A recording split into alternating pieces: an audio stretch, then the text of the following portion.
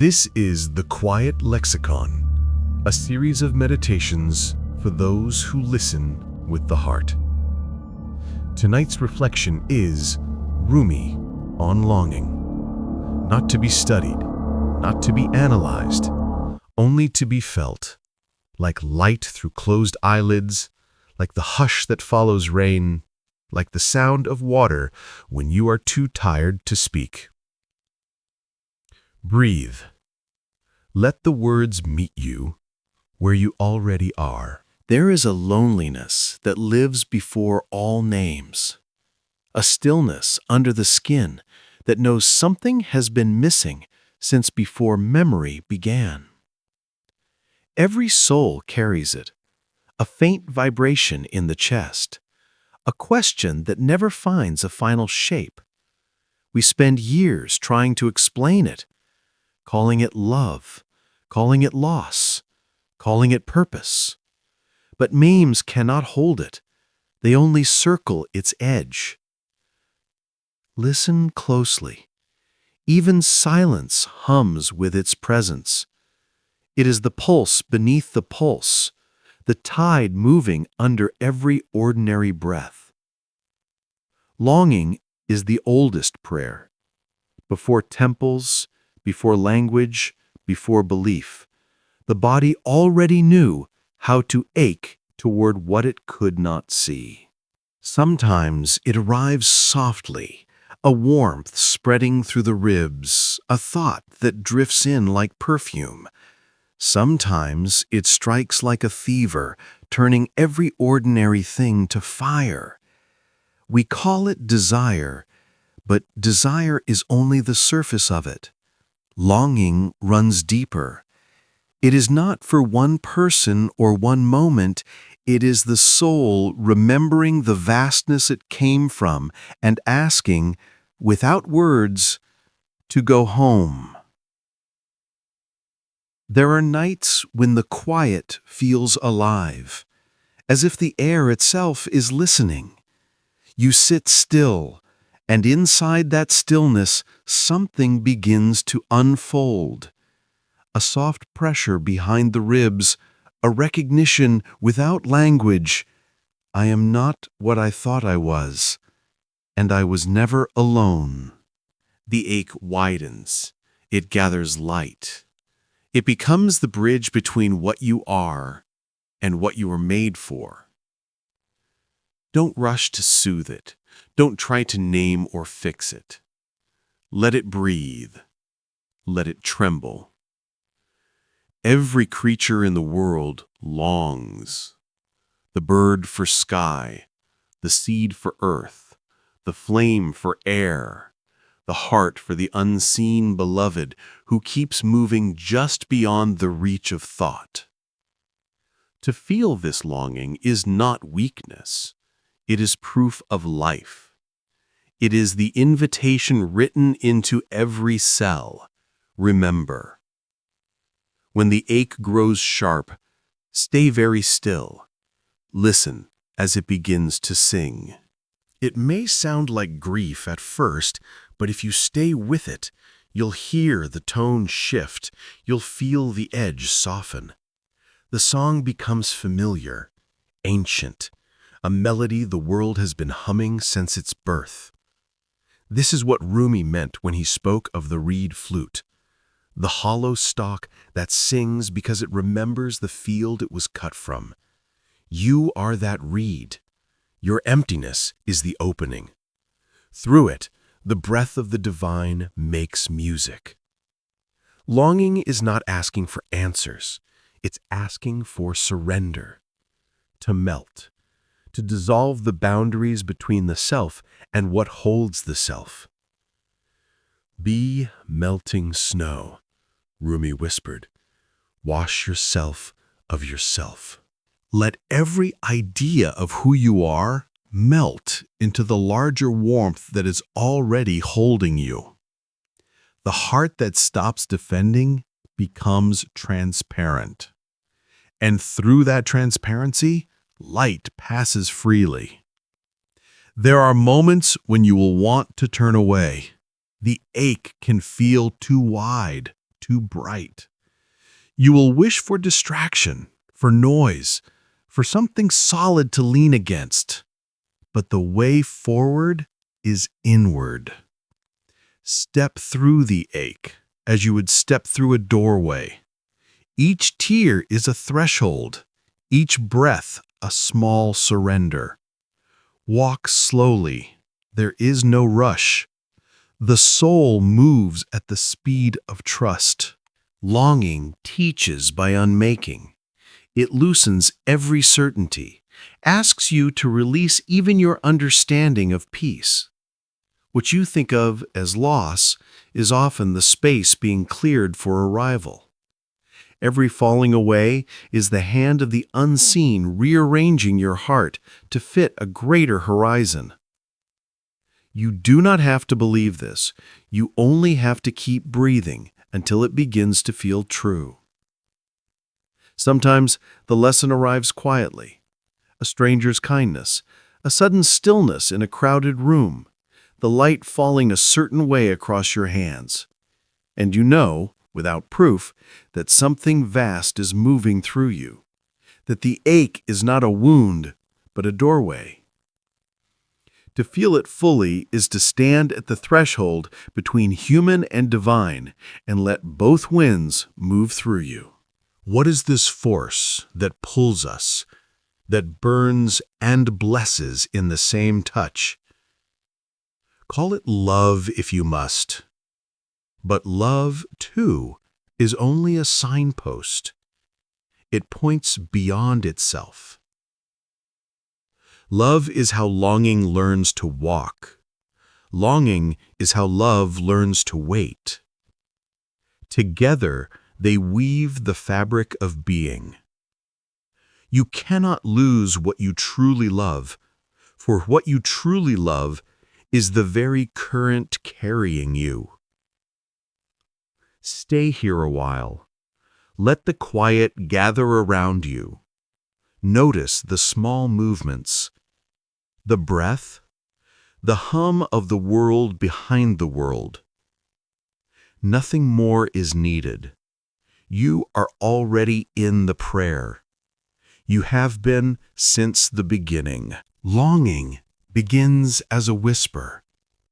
But when you listen long enough, the whisper becomes flame.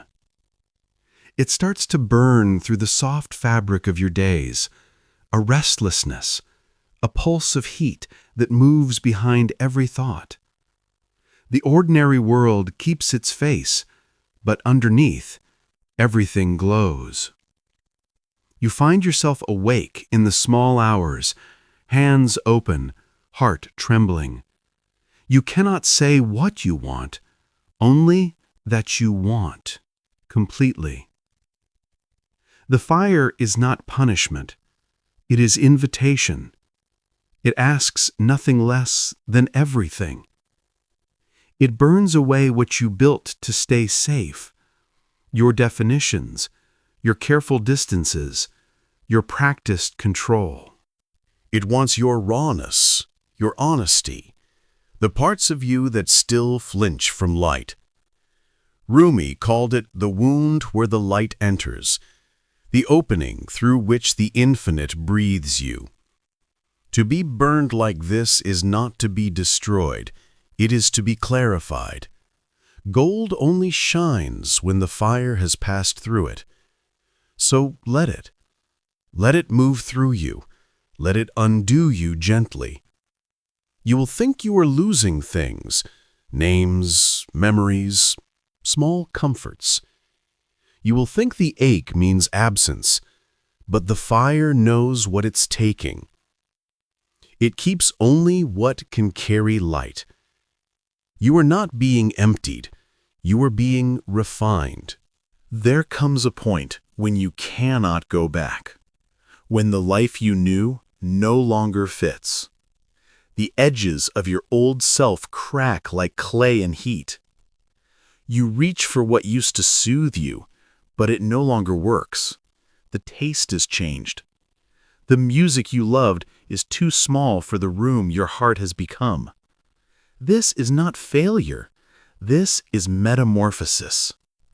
You begin to see differently. Even pain has texture, a strange beauty of its own. You start to understand that longing was never about reaching outward, it was about lighting the inside. Every desire has been the soul remembering its source, burning its way home. At first, the heat frightens you. Then, slowly, it becomes familiar. It's no longer something that happens to you. It is you, the shimmer at the center of your being. You move through the world like a lantern, and every gesture leaves a trail of brightness. People ask what changed, but you can't explain. How do you describe a fire that no longer hurts? Sometimes the blaze flares again.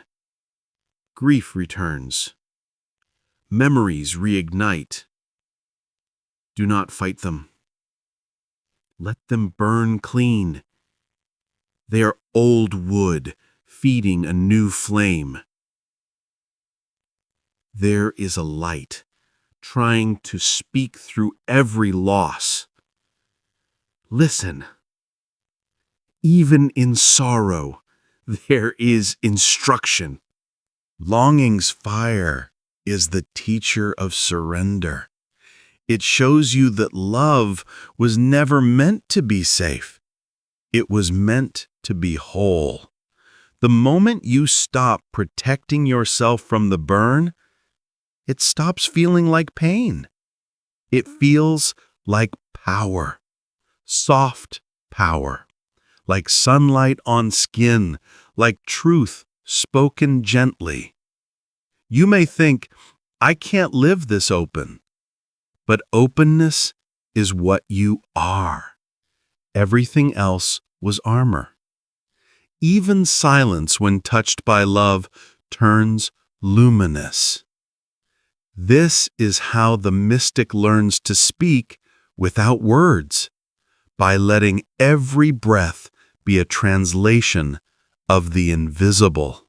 And when the heat finally quiets, what remains is clarity. The fire doesn't end. It changes shape, becomes light, becomes seeing. You find yourself walking through the world and recognizing everything. The wind knows your name. The stones remember your hands. The air itself leans close, whispering, "You made it through." You are a single wave that has forgotten it is also the ocean. The longing is the wave remembering. It is the soul's refusal to settle for anything smaller than what it truly is. This is why satisfaction always feels temporary.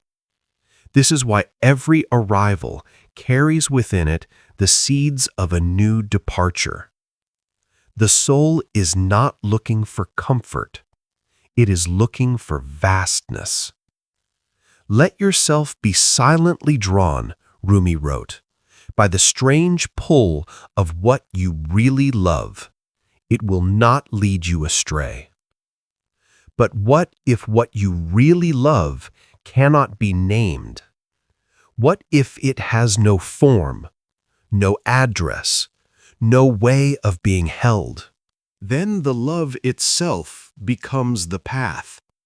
The longing becomes the destination. You stop asking where it will lead and begin to trust the pull itself, the gravity of your own soul drawing you deeper into the mystery of being alive. There are nights when the longing feels unbearable, when the ache is so present you cannot sleep, cannot think, cannot pretend that everything is fine. In those moments, the world offers 1,000 distractions: noise, motion, the bright screen, the next task, anything to keep you from feeling the full weight of it. But Rumi asks something different. He asks you to stay, not to fix it, not to explain it, just to sit with it, the way you would sit with a guest who has traveled a long way to find you. After the burning, there is a silence. Not the silence of ashes, but of air washed clean. You wake as if for the first time. Nothing has changed, yet everything has. The cup, the window, the light on the floor, they shine with a quiet insistence, as though existence has been speaking all along, and you have only now learned the language.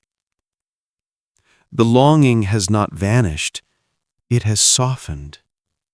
It no longer pulls, it hums, a warmth beneath every moment. You realize it was never seeking completion. It was teaching you how to live open.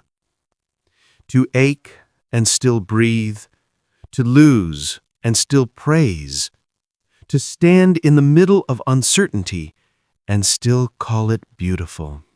Rumi spent his final years in quiet. The spinning slowed. The poems became gentler, more spacious. He had not stopped longing, but the longing had become transparent. It no longer pointed toward an absent beloved. It revealed the beloved present in everything, in the dust, in the light, in the silence, in the breath moving through him like wind through a flute. Out beyond ideas of wrongdoing and right-doing, he wrote, "There is a field. I'll meet you there." This is the field the longing leads to, not a place on a map, but a quality of being, where the self no longer defends its boundaries, where love is no longer something you seek, but something you are. In this field, separation dissolves. You see that the lover and the beloved are two names for the same movement, the same current, the same breath. And the longing? It does not disappear.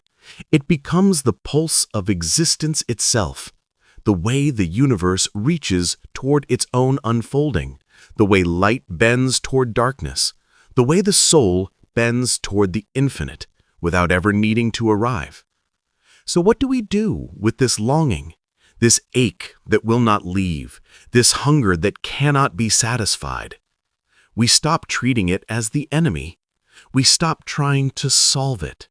We bow to it. We thank it. We let it teach us that we are larger than any single story we tell about ourselves. The longing is not proof that something is wrong. It is proof that you are awake, that you have not settled, that some part of you still remembers the vastness you came from and refuses to forget. Rumi knew this. He lived it. He became it. And in becoming it, he left behind a map, not of answers, but of how to walk when the path disappears beneath your feet. How to love when love asks you to let go of everything you thought it meant. How to keep moving toward the invisible, even when you cannot see where you are going. I have been a seeker, and I still am, he confessed. But I stopped asking the books and the stars. I started listening to the teaching of my soul. Your soul knows the way. It is always known. The longing is its voice, calling you deeper, calling you home. Not to a place, but to the truth of what you are. Let the longing stay. Let it breathe beside you. Let it sit at your table like an old friend who knows all your secrets and loves you anyway. It will not destroy you. It will remake you. It will soften every hard edge, dissolve every false certainty, until what remains is so transparent the light passes through you without obstruction. And in that transparency, you will finally see the one you have been longing for was never separate from you. The journey you thought you were on was always happening inside you.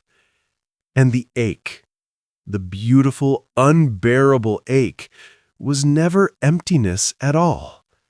It was love, learning to recognize itself in the mirror of your own heart. Now you understand why the mystics speak of surrender. It isn't collapse, it's alignment, a leaning into what already carries you. The river was never asking the leaf to fight the current. It was asking it to trust the movement.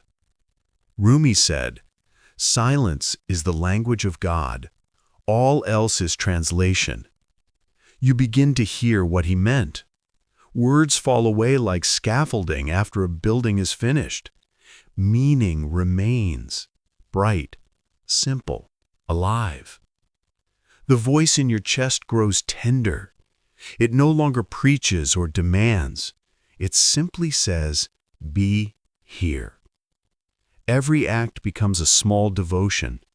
Washing a cup, opening a window, touching a hand. Wherever you stand, be the soul of that place.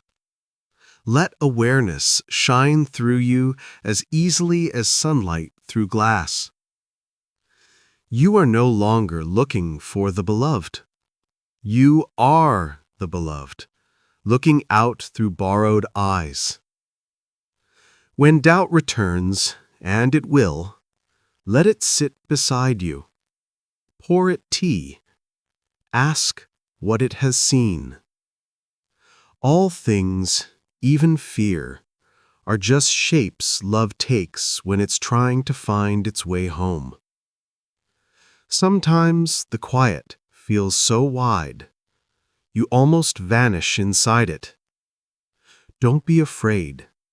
That is the point. The self thins until only presence remains, and presence is vast enough to hold every joy, every grief, every ending. This is the stillness after the fire.